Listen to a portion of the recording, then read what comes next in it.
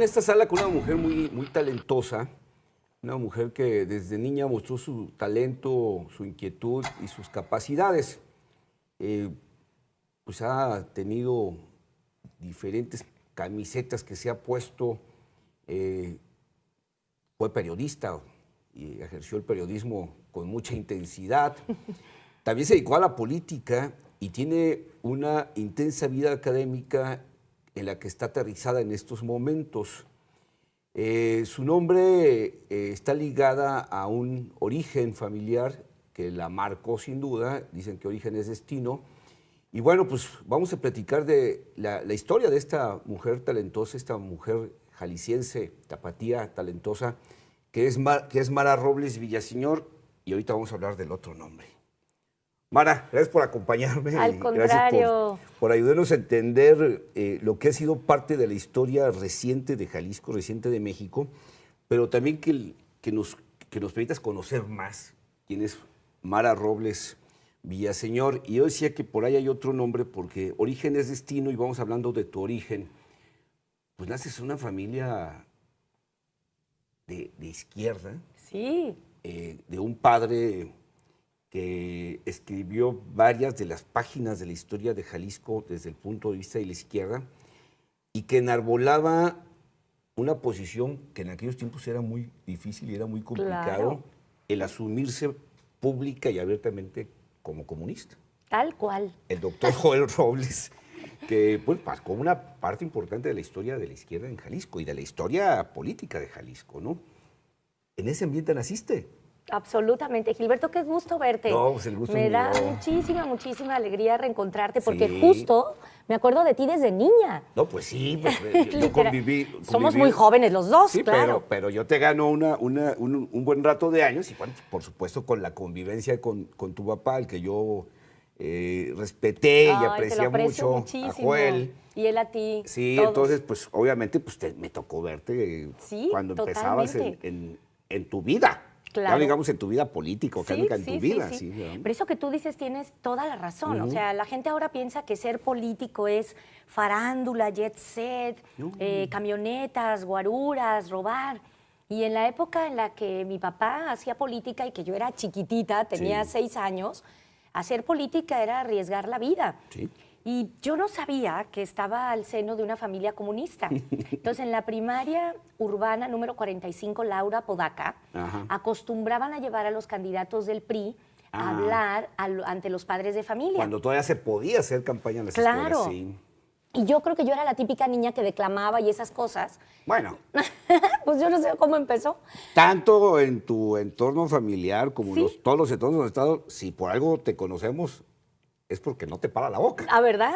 Y Yo creo que desde entonces ya me te paraba pusieron la a darle boca, la sí. bienvenida nada menos que a Flavio Romero de Ándale. Velasco. Y el inspector era Víctor Flores Márquez, me acuerdo muy Sí. bien. Y lamento mucho, por cierto, el fallecimiento de don Flavio, Sí. que lo aprecio mucho, y a su esposa y a toda su familia. Sí. Los Castilleros son realmente una familia extraordinaria. Entonces, bueno, me dieron la palabra y entonces yo la bienvenida y la directora muy contenta, la maestra Marina, pero al final se me ocurre decir, oigan, pero ya que invitamos a este candidato a gobernador, ¿cuándo van a invitar a mi papá? Entonces todos, ay, qué bonita niña. Más siempre he sido flaca, pero era todavía más flaquilla y con unas trencitas. Y entonces dice la directora, ay, Marita, ¿y por qué quieres que invitemos a tu papá? Oh, no, como la niña Margarina. Le dije, porque es el candidato a gobernador Nada del más Partido y nada Comunista menos. Mexicano. Que en ese tiempo ni Se siquiera... hizo no tenía registro, ni se hizo siquiera un era legal. silencio. Yo nomás vi como mi mamá corrió por el patio y yo, ¿pero qué pasó? ¿Qué Si mi hice? papito es a todo ¿Y dar, está ¿no? haciendo campaña? Entonces, pues ahí empecé a saber que a Sí. los comunistas les decían come niños. No, pues se les ponía todo lo malo que se podía hacer. ¿Te acuerdas que había unos letreritos, unas calcomanías afuera de las casas que decían, este hogar es católico, no se acepta propaganda comunista? Entonces, Pero bueno. además estás hablando de un tiempo, Mara, muy complicado, donde había guerrilla urbana, Claro. donde había levantamientos armados y bueno, la palabra comunista era... Terrible, era la plena guerra Claro. sucia. Entonces, bueno, la primera camiseta que me puse es muy bonita porque era Ajá. la de la Unión Nacional Infantil, Sí. que era la de los pioneros del Partido Comunista Mexicano, que dirigía Marta Recasens, Sí. la compañera de Arnoldo Martínez Verdugo, nada menos. Que fue en su momento candidato también Claro, a la presidencia. de la República. ¿Te acuerdas? sí, El sí. Zócalo Rojo, eso fue Sí. en 82.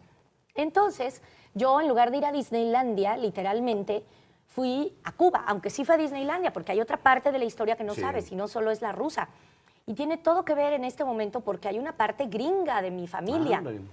Pero ya te contaré. Sí. Entonces sí, fui a Disneylandia, pero en realidad a donde fui fue a Cuba, a un campamento de pioneros en el 80 con mi paliacate. Y entonces Fidel Castro, a todos los niños, pero éramos niños de 110 países, así, éramos 2,000 niños. Y entonces nos decía... ¿Y eran niños? Niños y niñas de 110 países. Me refiero de edades, no eran adolescentes, eran niños. No, niños, o sea, todos menores de 12 años. Y entonces Fidel se paraba al frente y nos decía, pioneros por el comunismo. Y entonces nosotros gritábamos, seremos como el Che.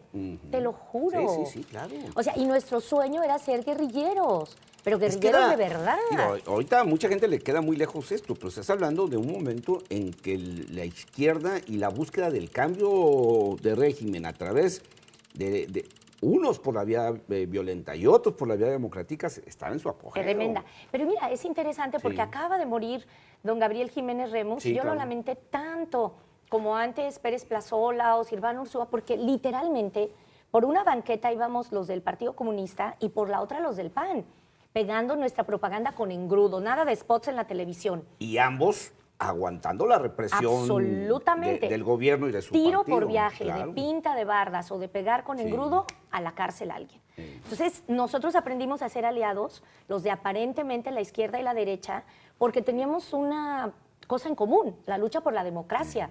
Entonces, a mí me costaba mucho trabajo pensar que el PAN era nuestro enemigo, porque al contrario, con el PAN habíamos ido juntos a muchas batallas. Es más, hace poco se estaba acordando Diego Petersen de cuando mi papá se puso en huelga de hambre y que su papá pasó por el plantón de mi papá a solidarizarse. Y entonces yo luego fui en nombre de estos a agradecer en un mitin del PAN. Sí, pues eran, bueno, por lo menos había un punto en común. Absolutamente. Entonces, bueno, después la lucha democracia, por la democracia, sí. Claro.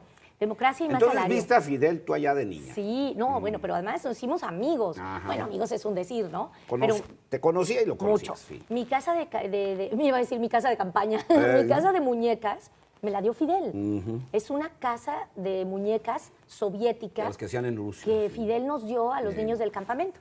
Luego fui a Bulgaria a una asamblea mundial que se llamaba Bandera de la Paz cuando tenía 13 años y que lideraba Lyudmila Yevkova, la esposa de Todor Yevkov.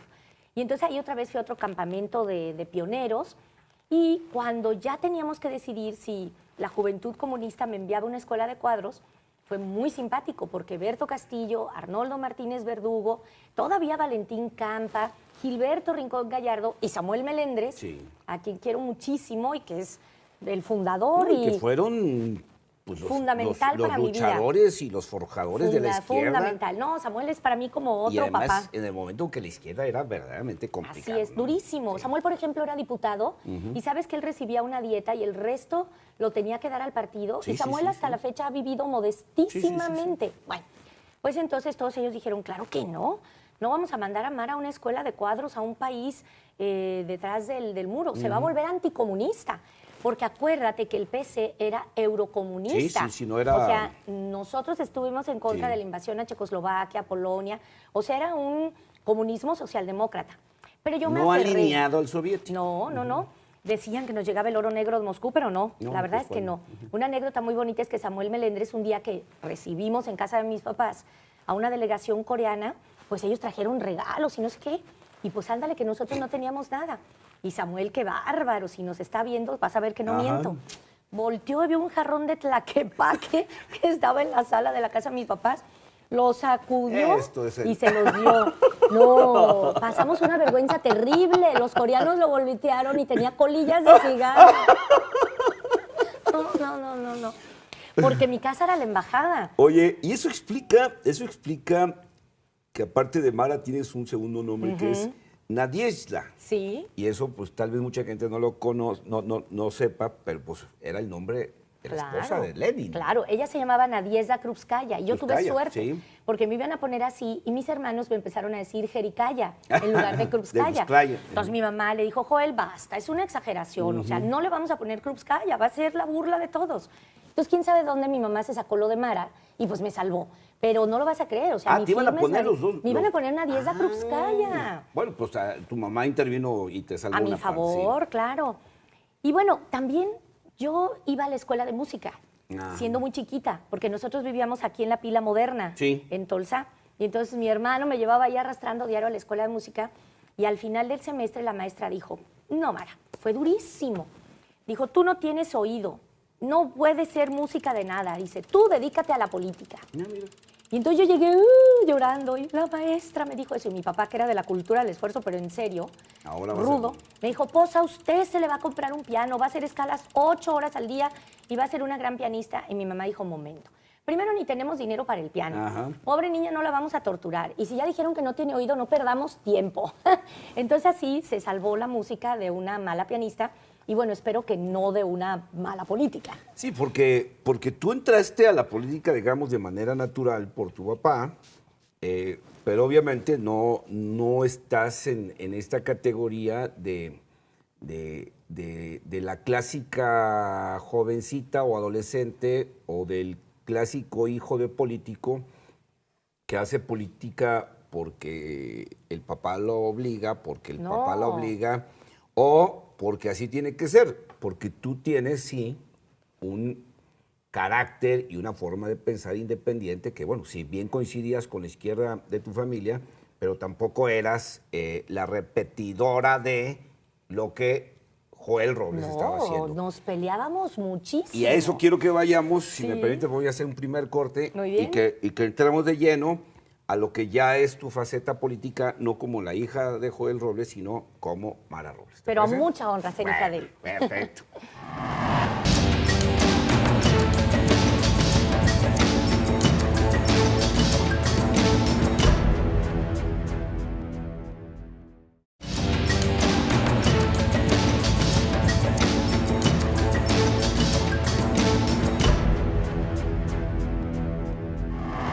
Continúo aquí con Mara Robles. Bueno, se me pasó decir en la presentación, dije que tienes una vida académica, la que estás ahorita aterrizada, se me olvidó decir que eres la rectora del Centro Universitario de Los Altos. Sí, bellísimo centro. Yo creo que el mejor de la universidad. Sí, debe ser en términos de planeación. Claro, y además lo diseñó Fernando González Gortázar, nada menos. Sí, que ahorita vamos a platicar de tu centro universitario y de tu chamba como rectora. Pero bueno, nos quedábamos en esto y yo decía, bueno, pues tú fuiste hija de un gran político de izquierda, de un gran hombre, que además, dentro de lo que tenía que ser la tradición de alguien de izquierda de veras, pues le chambeaba de médico y le echaba ganas como médico. Nunca dejó de trabajar, jamás. Y luego, bueno, pues también fue un combatiente sindicalista, o sea, generó... El águila descalza. Sí, que también creó una página importante en la vida de Jalisco. Porque era un sindicato pues, que traía... No. Prendida al Instituto Mexicano del Seguro Social y a sus delegados y al sindicato oficial, y bueno, pues generó un asunto ahí. Sí. Entonces, pero yo te decía, de alguna manera, bueno, pues hay quien es, digamos, una extensión del papá, pero tú tienes, pues también un criterio de opinión propia y que tú decías, pues que estaban unos grandes agarrones. A ver, platícame, por ejemplo. No, bueno, cuando yo me pongo terca y finalmente me voy a Bulgaria, a una escuela de cuadros. Ahora ya se puede decir, espero, ¿no? Porque antes era clandestinísimo. No, te tenías que ir incluso hasta darle vueltas por otro lado. Sí. Era tremendo. Pero entonces cuando yo estoy allá, digo, no, pues ya me voy a quedar a hacer la carrera. Y entonces mi papá me convence y uno de mis cuñados, Alfonso, me dice, tienes que venir a ver lo que está pasando. Mi papá me mandaba la jornada cada 8 días y el proceso. Entonces me llegaban como cada mes y entonces yo cada mes me leía todo lo que estaba pasando. Y empezaba nada menos. Era mi internet, claro, exactamente. Nada más que como con un mes de retraso. Y entonces, pues me tocó empezar a ver los orígenes del movimiento del CEU, me tocó ver los orígenes de la campaña cardenista. Y entonces mi papá y Alfonso me dijeron, tienes que venir a ver. Y si llegando decides que quieres seguir allá, pues está bien, pero ven a ver. No, bueno, pues la cabra tira al monte. Claro. Llegué y me tocó ver una de las grandes manifestaciones en el Zócalo. Y claro, pues ahí sí me espanté porque, bueno, había visto el Zócalo Rojo en 82 con Arnoldo, pero por supuesto que no se comparaba con aquella luz de lo de Cárdenas, ¿no? Entonces tengo guardado el billete de avión de regreso de que no me devolví. Pero Cuando yo entro entonces a la Facultad de Economía, que fue además, súper chistoso. Estás hablando de la primera ocasión en que el Zócalo se desborda. Absolutamente, por supuesto. Que se desborda en un evento no oficial con acarreados. Sí. Por un opositor. Absolutamente. Entonces ahí vino la primera discrepancia. Bueno, de otras que ya habíamos tenido de Sí. chica, pero él me dijo, tú tienes que estudiar Derecho. Y yo, pues no. Y teníamos un juego de palabras que él me decía, lo que tienes que hacer. Y yo me prendía muchísimo cuando me decía lo que tienes que hacer. Ya después jugábamos y ya cuando él estaba grande yo le decía, papá, lo que tienes que hacer. Y nos reíamos. Entonces él quería que estudiara Derecho y yo quería estudiar Ciencias Políticas en la UNAM, pero era menor de edad. Mi papá me dijo, no, porque si te vas a la UNAM, y fue divertidísimo, porque me dijo, te vas a volver marihuana y además te vas a enamorar del pino. ¡Mándale! Te lo juro. Fue chistosísimo. Que años después ocurrió realmente. Y entonces, para quien no tenga la referencia, estamos hablando de Salvador Martínez, Sí. uno de los líderes del 68. pero pues siglos después. Bueno, Sí. entonces yo digo, no, me voy a meter a Sociología. Entonces entro a Sociología. ¿Y te volviste marihuana o no? No, pues no me fui a la UNAM. Nomás te tocó la Nada, segunda, nada más la otra segunda predicción, desiderata. sí. Exacto, no. No, porque además mi papá era comunista, pero guadalupano. No, sí, Nos sí, traía sí, cortitos, sí. nada de fiestas, nada de fumar, drogas menos. Bueno, total que voy a Sociología y el maestro Rodríguez Lapuente era nada menos que el director. Don Y, Manuel. sí, yo lo adoraba y él me Tipazo. quería muchísimo. Entonces yo lloraba y me decía, ¿por qué lloras? Le digo, es que no quiero estudiar Sociología. Me dijo, pues no estudié Sociología. ¿Y entonces ahora qué estudio? Me dijo, pues no sé, si no quieres estudiar Derecho ni Sociología. Bueno, le dije, pues voy a estudiar Economía. Le digo, ni siquiera es lo que Marx estudió, porque pues Marx no era economista. Le digo, pero a ver si se me quita lo atolondrada en matemáticas. Entonces me voy a Economía, pero mi papá nunca me perdonó que yo no estudiara Derecho. Y ahora pienso que claro que debía estudiar Derecho. Pero el segundo round, que fue mucho más duro, fue cuando entro a la Facultad de Economía, y no te digo el nombre del presidente porque es mi amigo y por ahí anda. Llegan a darnos la bienvenida.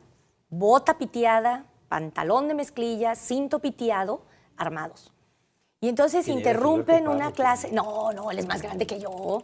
Mucho más. No, bueno, pero no es que tanto, pero es no. que si te No, daban no, la no, no. bienvenida, tú ibas llegando y ellos iban saliendo, ¿no? Sí, pero no, el presidente era otro. Ok. Y entonces llega armado, y entonces yo, imagínate, me paro. Bueno, nosotros no hacíamos política estudiantil porque eso era pequeño burgués. Sí. O sea, nosotros hacíamos política campesina y obrera. Te digo, yo iba a Cocula, grandes amigos Sí, en se todos los tenía que municipios. ser con los campesinos y con los trabajadores, no y con los perdiendo el obreros, tiempo con la pequeña Claro. burguesía de los estudiantes. Pero entonces llego y entonces me le pongo al brinco. Digo, pero ¿cómo interrumpes la clase entrando armado? No vengo armado, ¿cómo no? Bueno, se arma una bravata. Entonces yo salgo del salón y era así como toda la gente volteaba. ¿Quién es esta loquita que desafió a los de la FEG? Entonces mi papá me dijo, pero, o sea, llegué, conté lo que pasó, y entonces me dijo, pero ¿cómo? O sea, ahora te vas a meter a política estudiantil. Y él no estaba de acuerdo, porque pues, se supone que lo mío era lo partidario. Entonces arrancamos con los compañeros del Boletín Colorado, Bernardo Jaén, y toda una bola de compañeros extraordinarios de la facultad que eran del PRT, Rubén Martín, Sí, nada Rubén. menos. Nos empezamos allá a nuclear y más adelante formamos la Corriente Estudiantil Independiente. Y el PC, en la sala de mi casa, bueno, ya era PESUM o PMS, ya no me acuerdo, en la sala de mi casa discutían si el movimiento estudiantil tenía que apoyar al rector o a la FEG. Y entonces a veces votaban que al rector y a veces votaban que a la FEG. Y entonces el día que me llamaron a cuentas, porque yo era del comité, me dijeron, esto es lo que tienes que hacer, no les voy a contar lo que decidieron. Dije, lo siento porque el movimiento estudiantil es independiente. Y entonces yo soy militante del partido, pero hay otros que son del PRT. Y había otro, Rubén Martín era de ORPC, ¿te acuerdas? Sí. De Organización Revolucionaria Punto Crítico. Y había unos que no eran de ningún partido. Dijimos, así que las decisiones estudiantiles las tomamos nosotros. Y leíamos tesis. O sea, era la época en que las diferencias, las corrientes en el partido eran entre marxistas, leninistas, gramscianos, no entre chuchistas y amalistas y López Obradoristas y Cárdenas. O sea, no era de, bueno, eran de corrientes pero de ideológicas, pensamiento. no de tribus bueno, el cardenismo sí es una auténtica corriente de pensamiento. no de pero... tribus de negociación. Exactamente. Entonces, pues yo sacaba mi bibliografía, les decía que según Clara Zetkin y según tal, el movimiento independiente y tal. Entonces, ese fue otro encontronazo, porque la CI se manejaba sola. Entonces, bueno, ese fue rudo. Y luego, él fue candidato a presidente municipal de Guadalajara por el PRD ya. Entonces, yo pues trabajaba muchísimo en la campaña y nos desesperábamos, o sea, porque ya era la época en la que las campañas tenían mucho dinero, ¿no? y tenían mucha movilización, incluso yo creo que ya empezaban los anuncios en radio y nosotros teníamos carpetas como estas serigrafiadas. Entonces, no, eran brigadas, pleitos, tal. Pero finalmente debatíamos parejo y aguantábamos vara los dos, ¿no? Fue muy interesante. Y bueno, cuando ya me meto yo de lleno a la política estudiantil, pues evidentemente nunca me distancio del partido porque yo fui fundadora del PRD, pero viene una discrepancia muy bonita. Cuando finalmente yo soy diputada federal a los 24 años, y que no es por nada, pero Tonatiuh Bravo, el rector actual, y yo hicimos un campañón. Y fue tu compañero de legislatura. Sí, claro. Y Carlos Núñez, de IPDEC. Éramos 3 jaliscienses dedicados a la educación, además. Sí. Y entonces, pero trabajábamos como bestias. Tonatiuh a las 4:30 de la mañana ya estaba fuera de una tortillería, en adelante fuera de una escuela. Trabajamos muchísimo. Fue la vez que la izquierda sacó más en una votación de mayoría relativa. Sí, fue la cresta absolutamente, electoral. Sí. Absolutamente. Y entonces cuando ya finalmente éramos plurinominales, porque bueno, no había manera de ganar un distrito acá. Y entonces cuando me voy a México, mi mamá y mi papá me dijeron, pues ya te tenemos, dice, hospedaje en una casa de las monjas clarisas. En una casa decente. ¿Qué? Les dije, no, hasta aquí ya se acabó. Les digo, de ninguna manera. Tengo fuero constitucional y voy a tener una casita, ¿no?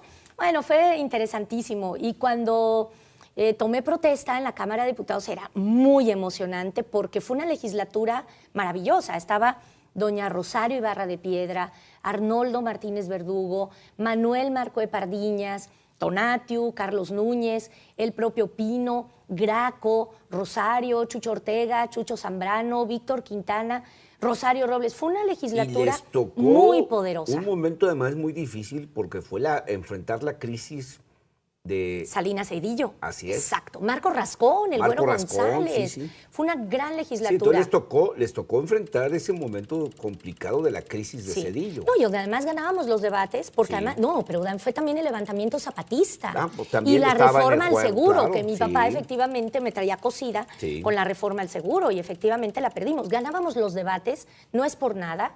Había Pablo Gómez, excelentes tribunos. ¿Y qué crees? Pues perdíamos todas las votaciones. Ahí no había, ahí no valían los argumentos. El único argumento que valía era el del presidente y se acabó. Y se acabó. Entonces era tremendo. Y una vez me tocó presidir una sesión de la Cámara de Diputados.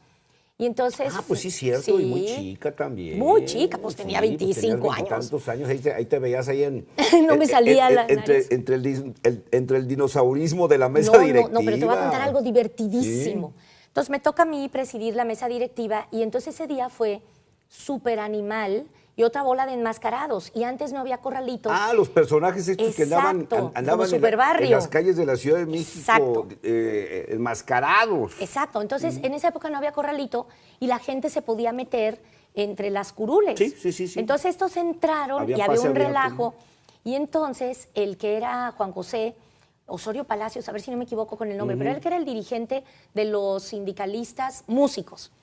Entonces él me ordena, me pide, ¿no?, que por favor desaloje el salón. Perfecto, les dije, desalojamos el salón, pero abran las galerías, porque las galerías están cerradas todo el tiempo y por eso la gente se manifiesta abajo.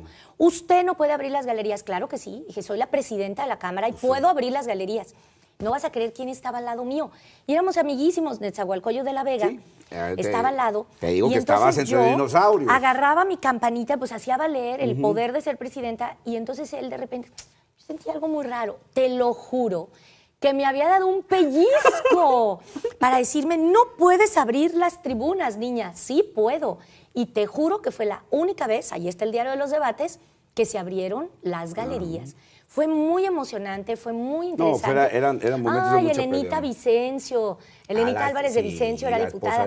Me tocó ir a la de Don Abel, Vicencio Tobar, y mamá de nuestro querido amigo. Tengo que hacer un segundo corte. Muy bien. Y ahora que realicemos, me gustaría que platicáramos.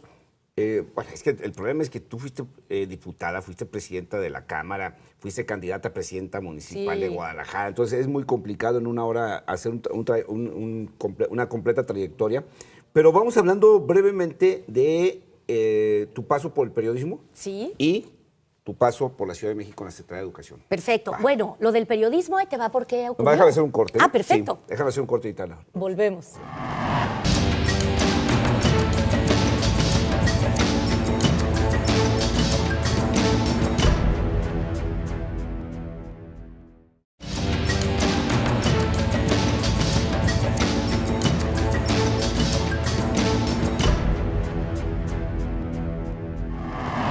Continúo aquí con Mara Robles Villaseñor. Te dejaba en el corte anterior la petición de que nos platicaras tu paso por el periodismo. Porque, bueno, yo creo que aquí lo que hay que decir con mucha claridad, en el caso tuyo, has marcado muy claras tus etapas. Sí. O sea, periodismo. Sí. No era periodismo con política. No. Academia. Sí, No es sí. academia con política y periodismo. Que luego hay gente pues, que mezcla todo en la misma Era salsera, ¿no? dificilísimo. Tú has sido muy clara, pero tuviste una etapa donde fuiste periodista. Sí, totalmente. Y adoré esa etapa. Ajá. Todo empezó porque nuestro amigo, Carlos Ramírez Powell, era director de la radio. Pues cuando yo De la regreso, radio universitaria, Universidad de Guadalajara. Sí, ¿verdad? Para mí es la radio. Sí. Perdón. Hay más. Es la radio. Y entonces nos pusimos a oír el noticiario. Yo venía regresando de México. Y entonces le dije, Carlos, pero es que esto y esto y esto y esto. Una lista de cosas que según yo estaban mal. Y entonces él, que ya ves que es muy relajado y muy simpático, pero enfureció. No se va a enojar si lo digo. Y dijo, sí, pues arréglalo. Ups. Y entonces, pues, nos pusimos a trabajar, Alfredo Rodríguez Banda y yo, en elaborar un proyecto. Y entonces nombró a Alfredo secretario técnico o jefe de información, más bien de la radio, de noticieros. Y entonces Alfredo, que es obsesivísimo, nos puso a estudiar como bestias todo lo de periodismo. Y entonces nos empezamos a leer el manual de estilo del País y lo de Carlos Marín y Vicente Leñero. Y bueno, toda la bibliografía. Estudiábamos el sábado en la Casa Clavijero del ITESO, que es bellísima, la de García Barragán. Y estudiábamos y estudiábamos y estudiábamos. Y otro gran amigo de los medios, no me va a dejar mentir, mi trabajo era ir a recoger, además, a Ricardo Salazar en la mañana para que no llegara tarde al noticiero. Entonces, yo me levantaba a la hora de que están los lecheros, obscura la mañana, y ahí en Chapultepec llegaba por Ricardo y entonces ya nos íbamos a la radio para que él diera las noticias. Y estaba nada menos que Margarita Sierra, salida de la FIL. Imagínate qué locura. Ella era la productora. Y entonces un buen día algo pasó que le habían dicho a Ricardo, si no llegas alguien va a dar las noticias, pero el noticiero va a empezar a tiempo. Y bueno, nos reímos muchísimo de esa historia y tal cual, un día llegamos 7:01 y entonces me aventaron a leer las noticias. ¿Y ya? Así, sin decir agua va. Y entonces ya Ricardo y yo fuimos grandes compañeros en el noticiario de Radio UDG durante años. Y luego me invitaron en público a ser defensora del lector y fui defensora del lector 2 periodos.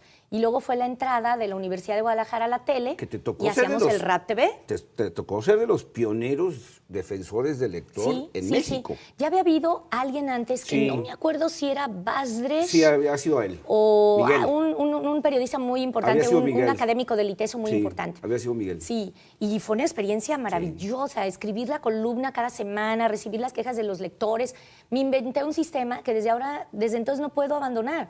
Yo leo el periódico de cabo a rabo y los anuncios también. Entonces tenía una clasificación, errores de ortografía y redacción, de galeras, de no sé qué. Otro eran de falta de información, o sea, de que algo quedaba trunco y raro, que no se explicaba.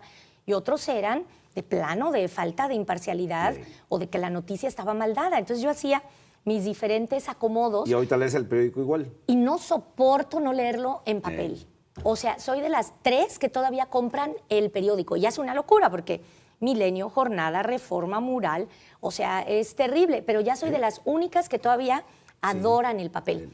Y luego 2 veces también fui consejera social de Mural. ¿En Mural? Y luego ahora que estuve en México en Reforma. La verdad es que yo te voy a decir lo cierto. Yo dejé el periodismo por razones estrictamente pecuniarias. Sí, pues es decir, no estaba avanzando en la carrera académica, que es una de las cosas que ahora como rectora lucharé para que se reconozca el trabajo de los comunicadores al seno de la universidad. Porque tú podías trabajar 12 horas al día, pero si no estabas como técnico académico o como asociado, como asistente o como titular, pues no ibas haciendo tiempo en la carrera académica. Es que bajo este esquema de ser periodismo te quedas en 2 cosas. Te estancas profesionalmente y te estancas económicamente. Durísimo. O sea, entonces, ni siquiera te da tiempo para formarte, pero tampoco te da es tiempo brutal.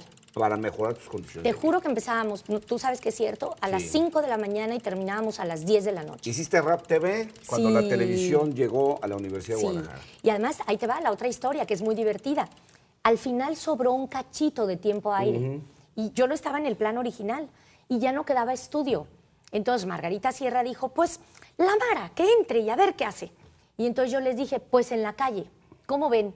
Y entonces formamos un equipo, pero totalmente intrépido y con la cámara al hombro. Eso sí que fuimos de los primeros. Sí. Con la cámara al hombro y a la calle. Y ahí empezamos a hacer el trabajo muy interesante. Y nuestro lema era que teníamos que tener al afectado, a la autoridad y a un académico. O sea, en todos los raps guardo las cajas de guiones, te digo que soy papelera, guardo las cajas de los guiones del rap. Teníamos un equipo de investigación muy grande y cada vez éramos más para poder producir un programa cada 15 días. Porque para cada semana no te daba tiempo de hacer la investigación. Adoraba. Pero viajábamos realmente en una van sin asientos. Era una cosa verdaderamente guerrillera. Lo adoraba. Pero cuando dije basta, entonces me inscribí al doctorado y me iba a ir a Oviedo. Y entonces, pues le avisé al rector y le avisé al vicerrector. Y entonces me dijeron, no, pero ¿cómo que te vas? Le digo, sí, es que no estoy avanzando. Yo empecé a dar clase en la UDG a los 16 años. O sea, los alumnos de prepa estaban más grandes que yo. Ahorita en esos tiempos se hubieran metido a la cárcel al pobre doctor Joel Robles Sí. por tener una menor de edad en su familia trabajando, ¿no? Absolutamente, Claro, en no, aquellos, hombre. pero hubo momentos en que, bueno, pues había gente que efectivamente a los 16, 17 años ya estaba dando Sí, clases. damos clase. Entonces, Sí.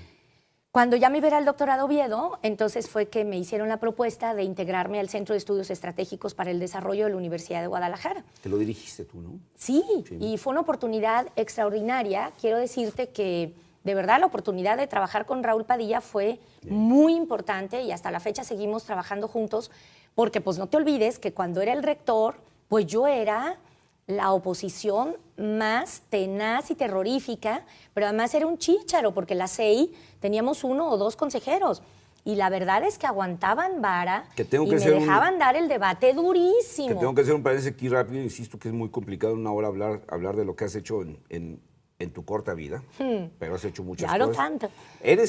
Además fuiste fundadora Claro, de la de FEU. la Federación de Estudiantes Claro. Universitarios, o sea, esta ruptura de echar para afuera la FEG de la Universidad de Guadalajara y construir algo. Nomás era un paréntesis para Sí. recordar En fin, que entonces, eras tú ahí sí, en ese tiempo en la así universidad. es. Y entonces, bueno, ya fui directora del Centro de Estudios Estratégicos para el Desarrollo, que es una auténtica incubadora de proyectos muy relevantes. De ahí Sí. nació el Centro Cultural Universitario. De ahí se dirige, junto con todo el equipo de la Universidad, el Festival de Cine, la Feria del Libro, la Cátedra Julio Cortázar. Proyectos muy relevantes para el Estado, que van casi desde la industria alternativa, eólica y el ahorro de luz, hasta cosas que implican la gobernabilidad del Estado, como el estudio de las finanzas públicas. De ahí salió Hugo García Michel, Sí. y de ahí salió también Leticia Leal, hoy consejera de la Judicatura, de ahí salió Héctor Raúl Solís Gadea, hoy rector de Sociales, Marco Cortés, rector general, Jorge Ramírez. O sea, realmente es un lugar donde te fletas a trabajar y no hay horario. Sí. Pero ya estando en esas, entonces sí, 20 años después, yo me reencontré con el Pino porque la universidad ha sido siempre la que ha tenido el más bajo presupuesto por alumno. Ah. Y Trino era el rector y yo le dije, ¿sabes qué? A quien tienes que conocer es al Pino, que es el presidente de la Comisión de Educación de la Cámara de Diputados. Para no hacerte el cuento largo, él se había divorciado de su mujer, una mujer extraordinaria, la ahora directora de la Facultad de Ciencias, Rosaura Ruiz, candidata a rectora a la UNAM, una mujer brillante, maravillosa. Se había separado de ella hace 2 años. Yo también me había separado ahí de un matrimonio fugaz que tuve. Y bueno, pues año después empezamos a andar y a buena hora dijimos, bueno, es muy pesado vivir en 2 ciudades. Entonces dijimos, pues un volado. A ver quién A ver qué. Y claro, pues él llevaba cartas ganadas porque él era candidato a diputado a la Asamblea Legislativa, en el DF iba a ganar. Y fue cuando el desafuero de Andrés Manuel. Sí. Y a pesar de que yo había renunciado al PRD, justamente porque me parecía que esta lucha entre las tribus me iba a dar enfisema cerebral de oír tantas barbaridades. Entonces yo había renunciado al PRD, pero cuando se viene el desafuero, hay que decirlo, o sea, todos los militantes de izquierda cerramos filas y organizamos un desplegado plural que firmó precisamente Vicencio y un montón de gente de Felipe. Felipe, claro, y un montón de gente de todos colores y sabores, porque eso era una barbaridad. Entonces, como participo en la campaña de Andrés Manuel, aunque ya no era del PRD, me invitan a ir en la lista como externa. Y bueno, iba en el tercer lugar y pues por supuesto que no llegué. Entonces me fui a vivir a México supuestamente para terminar mi tesis de doctorado. No, pues la cabra tira al monte. Entré a trabajar con Marcelo Ebrard en un proyecto maravilloso que fue la creación de la Escuela de Administración Pública, la primera escuela en toda América Latina, y duele decirlo, para formar servidores públicos con base en el mérito. Y ese proyecto que es realmente... Para profesionalizar. Claro, es que Sí. el sector técnico del gobierno no debe ser producto de botín de campaña. Y la verdad es que es un proyecto maravilloso que se sostiene, que ya sobrevivió cambios de administración. Fue un periodo extraordinario donde pude compilar libros con los intelectuales más importantes del país, y por andar en esas es que en la campaña del doctor Mancera le insistimos, le dijimos, por favor, tienes que lograr llevar la comida a las escuelas y tienes que lograr que haya activación física y tienes que lograr que haya educación en artes. A ver, dame la idea. Entonces en la campaña yo le daba fichas, notas, todo. No podía estar en la campaña abiertamente porque finalmente estaba en el gobierno, pero claro que podía trabajar textos y cosas. Te voy a Entonces, interrumpir. me invitó de secretaria de Te Educación. voy a interrumpir porque voy a hacer un último corte y luego quiero que ahora que regresemos hablemos precisamente de esto, de tu paso por la Secretaría de Educación, Muy bien. del gobierno del Distrito Federal, que yo siempre cuando hago referencia al Distrito Federal digo que gobernar el Distrito Federal equivale a gobernar un país. Absolutamente. No, muchos países, Bueno. porque Iztapalapa y Polanco Ser son dos secretario ciudades. de Educación de la Ciudad de México equivale a ser secretario de Educación de un país. Más o En menos, porque términos no de- estaba descentralizada la sí, educación. pero estabas hablando de en términos Fabuloso. de ir empujando un proyecto Sí. que se tiene que cuajar pronto, ¿no? Ahorita regresamos.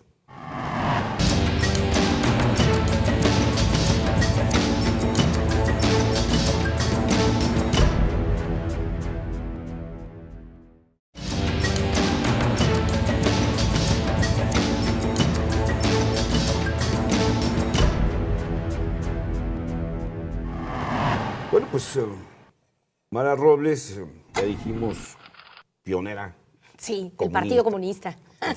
con su pañoletita Paliacate, aquí, todavía con su tengo, nomás de paliacate, sí. florecitas. Cuba y todas estas cosas que te tocó vivir, la vida política, bueno, ya te dije, pues, fuiste diputada, fuiste candidata a presidenta municipal, has hecho un montón de cosas. ¿En qué año renunciaste al PRD? ¿Ya cuánto En el llevas? 2000, sí, Ya ya llevas tengo 17 17 años años, sin vida sí. partidista, Sí. porque cuando trabajé en el gobierno del DF, nunca se me pidió, nunca se me planteó volver a la vida Que partidista. además no es fácil también, yo creo que la gente que ha tenido vida partidista, pues ¿cómo diría? Se tatúa un partido también. Sí, Entonces, sí. digo, tampoco Yo es fácil tengo decir, ahí nos vemos, no, yo tengo tatuada a la izquierda. Sí. Y cualquier cosa que tenga que ver con Sí. socialismo, democracia, con socialdemocracia, con progresismo, con feminismo, Sí. ¿no? Con igualdad.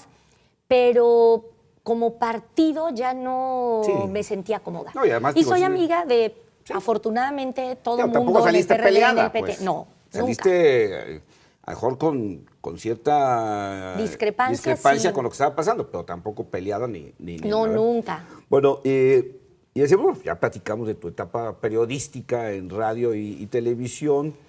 Y bueno, pues ahora ya en esta etapa, en esta última etapa, pues tu llegada a la Secretaría de Educación, que insisto, pues no es cualquier cosa, ser No, secretario de Educación no, de la no, Ciudad no. de México. Es ¿no? tremendo, tremendo. Sí. Al principio me decían que era como un jinete sin caballo, porque era una secretaría sin profesores y sin escuelas, Ajá. porque en la Ciudad de México ahora todavía no estaba descentralizada la Sí, educación básica. está en el proceso ahora, ¿no? Pero yo espero que el constituyente lo consiga. Sí, no, es no, una sí. cosa por la que hemos luchado muchísimo, y Porfirio Muñoz Ledo, que fue secretario de Educación, está muy comprometido porque no hay ninguna razón.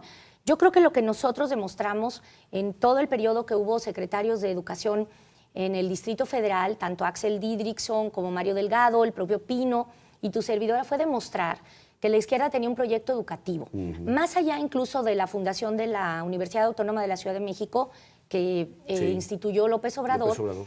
A mí me parecía que era muy importante que los niños y los jóvenes tuvieran educación para la vida. Cuando tú te das cuenta de que 6 de cada 10 niños salen de la primaria sin saber leer y escribir, sin hacer las operaciones matemáticas básicas, sin hacer lo mínimo del autocuidado de su cuerpo, sin saber dónde están parados, dices, perdón, aquí no hay un problema de cobertura porque hay asiento para todos los niños, pero no está teniendo impacto la educación, no están aprendiendo lo que tienen que saber. Entonces yo dije, pero ¿sabes qué? No es con más matemáticas, más español, más... No, tiene que haber educación para incentivar las habilidades cognitivas, psicoafectivas de los niños, es decir, la capacidad de disfrutar del aprendizaje. Y eso, me van a perdonar, pero solo se logra con las artes, con teatro, con canto, con danza, con instrumentos musicales, adquiriendo el gusto por el movimiento. Eso se logra con activación física. Tenemos el nada honroso primer lugar mundial de obesidad y sobrepeso infantil, chiquitos de menos de 11 años con daño metabólico. Y entonces, lo que yo planteé... Porque tenemos niños sentados toda una mañana claro, en una silla, en un y la pupitre, consigna en el recreo es no correr. Claro. Imagínate. No corras, no hagas ruido, no grites. No, Sí, pues, es un esquema muy autoritario, donde además el niño se tiene que aventar el discurso, porque el maestro tiene que cumplir un programa de estudios cuando lo importante es que el niño reflexione y haga propio el conocimiento. Entonces, fíjate que Choifet, el secretario de Educación Choifet, era secretario de Gobernación cuando yo era diputada, hace 20 años. Entonces, cuando el jefe de gobierno, Mancera, firma el Pacto por México, ya sabes, le llovió. Entonces yo le dije, a ver, jefe, ya se enojó contigo todo Dios. Ahora tratemos de que ese acuerdo tenga beneficios para la ciudad. Le digo, y te propongo así, como dice Gramsci, desconfía de los políticos que no quieren negociar, porque la política, por definición, es negociación. Y le dije, vamos a negociar con la Secretaría de Educación Pública, hacer un programa en las escuelas de mayor marginación y más bajo desempeño escolar para demostrar que llevando la comida a las escuelas, que llevando educación en artes y activación física, los niños van a desarrollar capacidades muy por encima de los que están. Los niños mexicanos son tan inteligentes como los finlandeses o como los de Shanghai o como donde quieras, pero los niños en esas escuelas comen... ¿Se llama? Saludarte. Saludarte. Sí, bellísimo, fue una experiencia maravillosa. Además, un reto técnico brutal, porque cometimos el error de la pujanza de hacerlo en 100 escuelas, con 20,000 niños, con 2,000 maestros en todas las delegaciones de la ciudad. O sea, agárrate, eso sí es un potro indómito. Que la comida llegara a tiempo, caliente, al mismo lugar, era una proeza. Además tenía que tener ciertas características saludables. O sea, no era nada más un asunto de... Pues, cada dieta... Llénenlos de papas a la francesa. No. Pues, Cada dieta le hizo el Instituto Nacional de Nutrición, el doctor Burges certificó y el Instituto Nacional de Salud Pública hizo la línea de base, pesó y midió a todos los chiquitos, supo exactamente cómo estaban antes y cómo estaban después. Y agárrate, muy pocas políticas públicas desafortunadamente tienen resultado.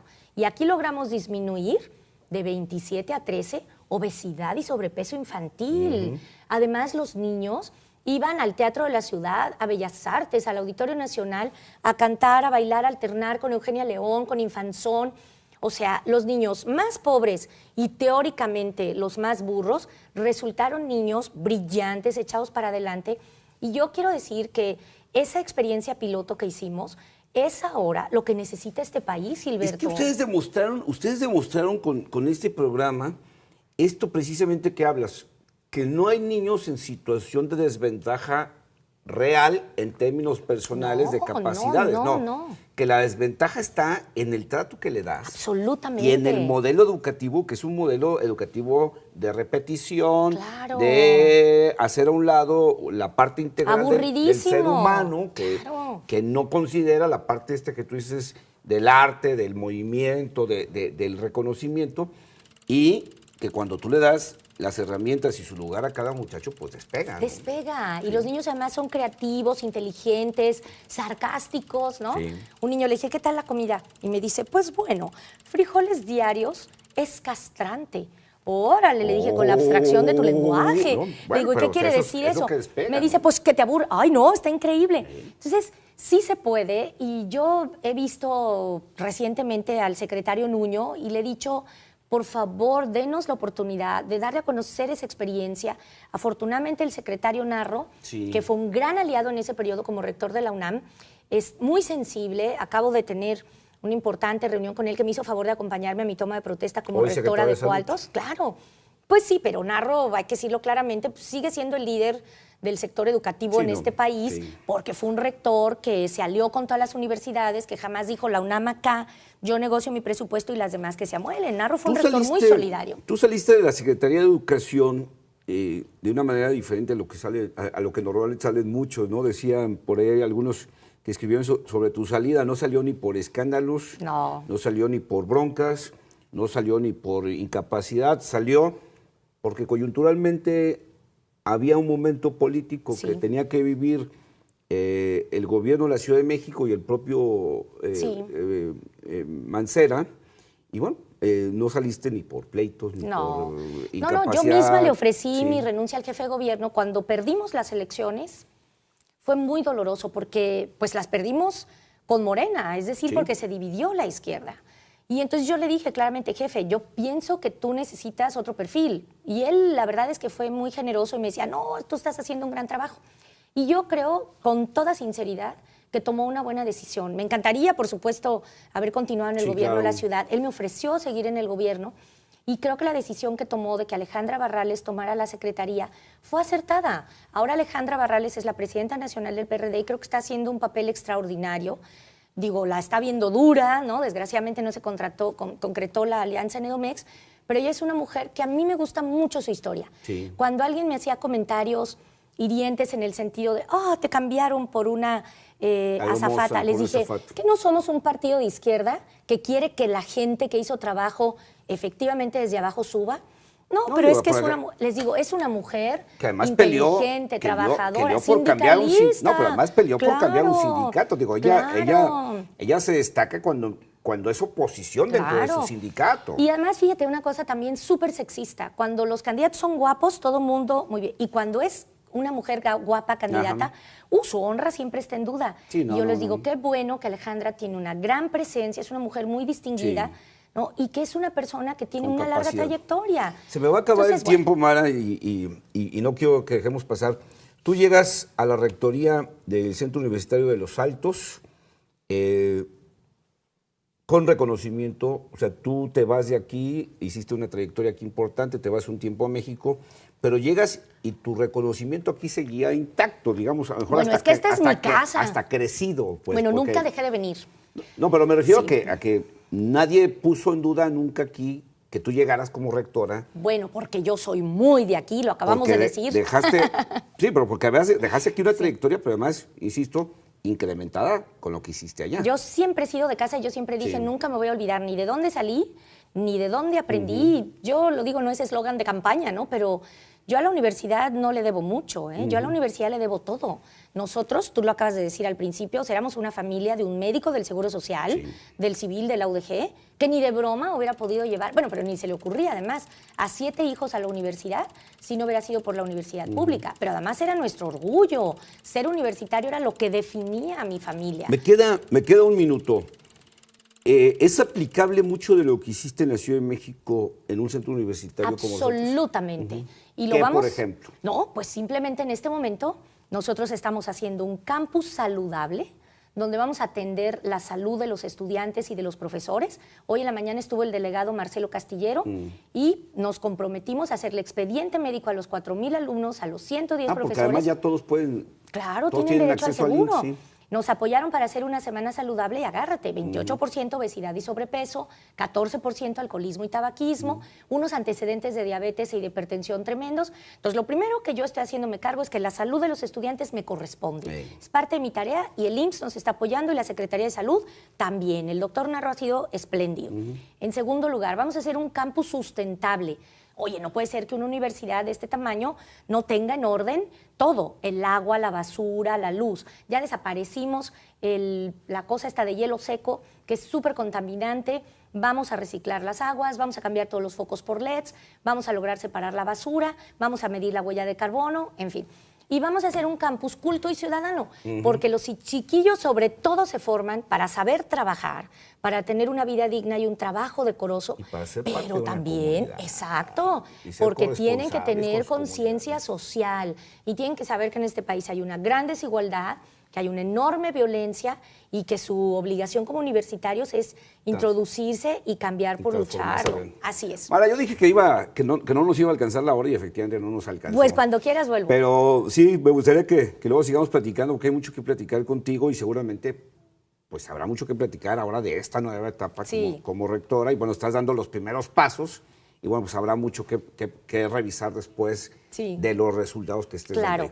Claro. Pero estar en casa es maravilloso. Por lo pronto te quiero agradecer que nos hayas aquí acompañado para pues, que te conozcamos más y conozcamos esta parte de la vida que te tocó. Muchas gracias. Que te ha tocado vivir. Muchas gracias. Gracias, Gil.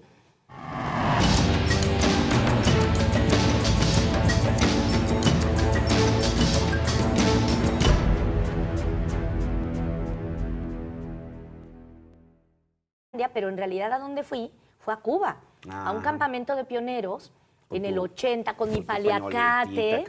Y entonces Fidel Castro, a todos los niños, pero éramos niños de 110 países, así, éramos 2,000 niños. Y entonces nos decía... ¿Y eran niños? Niños y niñas de 110 países. Me refiero de edades, no eran adolescentes, eran niños. No, niños, o sea, todos menores de 12 años. Y entonces Fidel se paraba al frente y nos decía... pioneros por el comunismo. Y entonces nosotros gritábamos, seremos como el Che.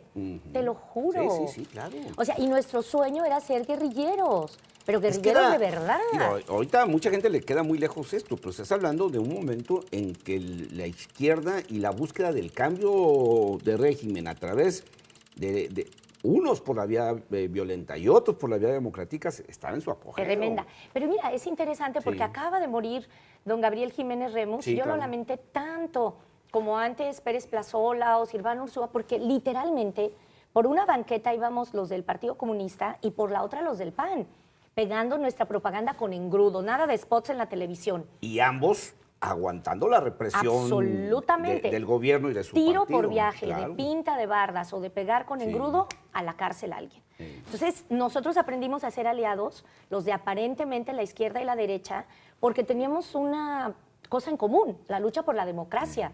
Entonces, a mí me costaba mucho trabajo pensar que el PAN era nuestro enemigo, porque al contrario, con el PAN habíamos ido juntos a muchas batallas. Es más, hace poco se estaba acordando Diego Petersen de cuando mi papá se puso en huelga de hambre y que su papá pasó por el plantón de mi papá a solidarizarse. Y entonces yo luego fui en nombre, y a su esposa y a toda su familia, los Castilleros son realmente una familia extraordinaria.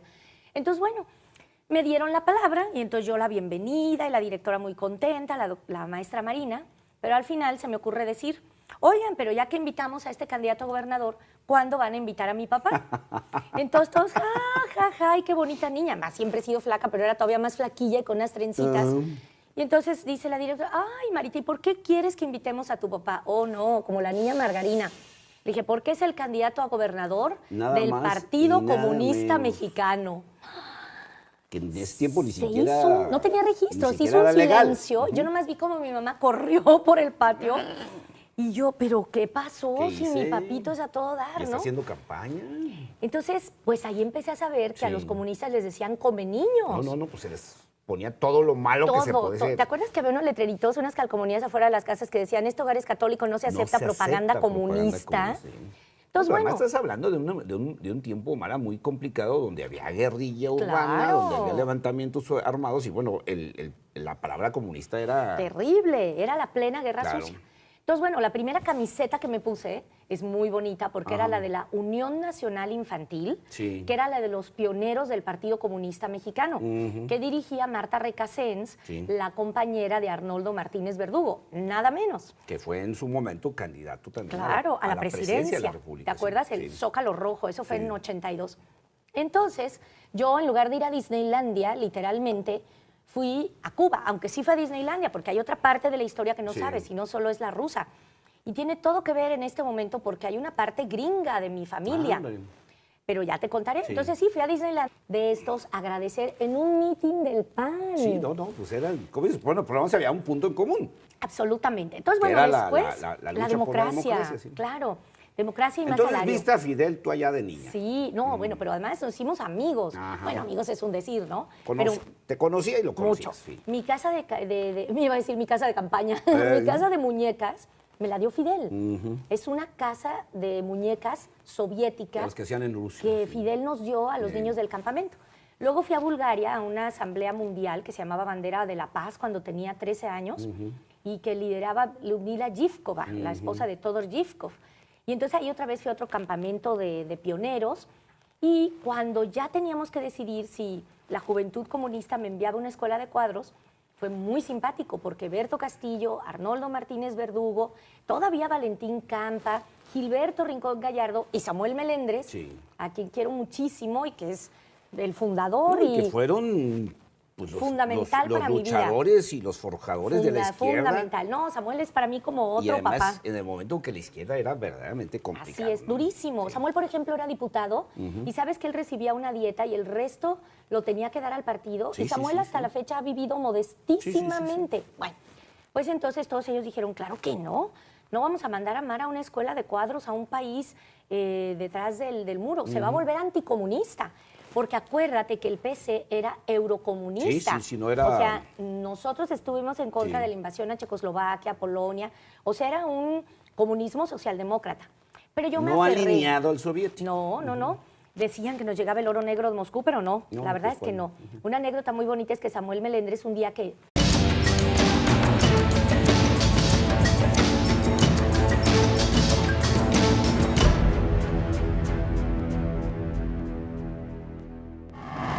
Me encuentro hoy en esta sala con una mujer muy talentosa, una mujer que desde niña mostró su talento, su inquietud y sus capacidades.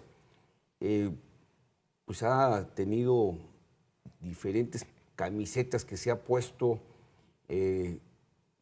fue periodista y ejerció el periodismo con mucha intensidad. También se dedicó a la política y tiene una intensa vida académica en la que está aterrizada en estos momentos.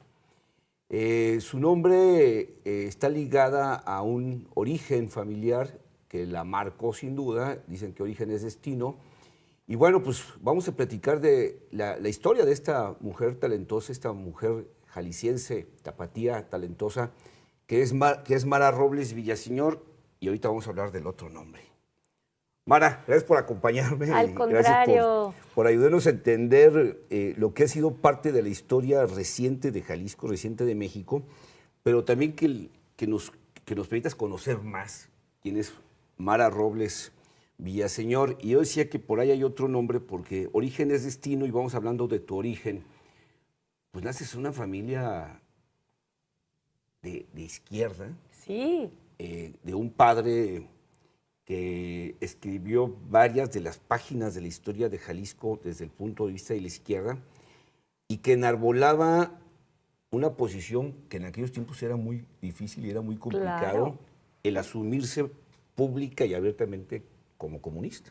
tal cual. El doctor Joel Robles, que pues, marcó una parte importante de la historia de la izquierda en Jalisco y de la historia política de Jalisco, ¿no? ¿En ese ambiente naciste? Absolutamente. Gilberto, qué gusto verte. No, pues el gusto me es da mío. muchísima alegría reencontrarte porque Sí. justo me acuerdo de ti desde niña. No, pues sí, pues, yo Literal. conviví. Somos muy jóvenes los dos, Sí, claro. pero yo te gano un buen rato de años y bueno, por supuesto con la convivencia con tu papá, al que yo respeté y Ay, te lo aprecié aprecio mucho, a muchísimo. Joel. Y él a ti. Sí, todos. entonces, pues obviamente pues, me tocó verte Sí, cuando empezabas totalmente. en tu vida. Claro. Ya no digamos en tu vida política, académica, en tu vida. Sí, ¿verdad? Pero eso que tú dices tienes toda la razón. O sea, la gente ahora piensa que ser político es farándula, jet set, camionetas, guaruras, robar. Y en la época en la que mi papá hacía política y que yo era chiquitita, tenía Sí. 6 años, hacer política era arriesgar la vida. Sí. Y yo no sabía que estaba al seno de una familia comunista. Entonces, en la primaria urbana número 45, Laura Podaca, Ajá. acostumbraban a llevar a los candidatos del PRI a Ah. hablar ante los padres de familia. Cuando todavía se podía hacer campaña en las Claro. escuelas, sí. Y yo creo que yo era la típica niña que declamaba y esas cosas. Bueno, Pues yo no sé cómo empezó. tanto en tu entorno familiar como Sí. todos los entornos del Estado, si por algo te conocemos, es porque no te para la boca. ¿A verdad? Y Yo creo que desde entonces pues, ya me te paraba pusieron la a darle boca, la sí. bienvenida nada menos que a Flavio Romero de Ándale. Velasco.